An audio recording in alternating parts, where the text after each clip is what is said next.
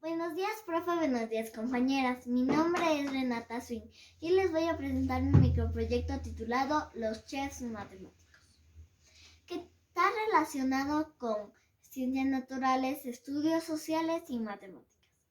En el restaurante de Renata le piden 4 platos de un plato típico de la región interandina o sierra, que son los yapingachos. Los ingredientes que tiene que comprar con $20 son 5 papas de $3, achote de $2 y queso de $1.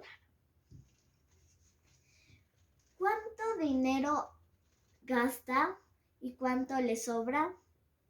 Muy bien. Para saber cuánto gasta necesitamos hacer una suma.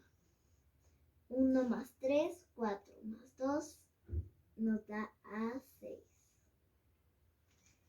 Y para saber cuánto le sobra tenemos que hacer una resta de cuánto dinero tiene y cuánto se gastó. 20 menos 6. 0 menos 6 no podemos. Aquí al 2 pedimos 1, aquí se hace 10 y aquí se hace 1. 6 para llegar a 10, 4. Y 1 menos 0, 1. Entonces le sobra 14.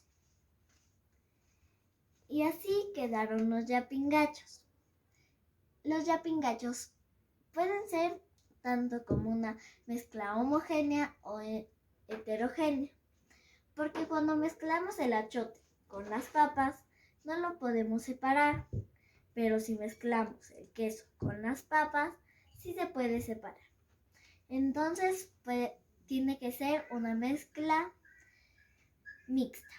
Muchas gracias por su atención.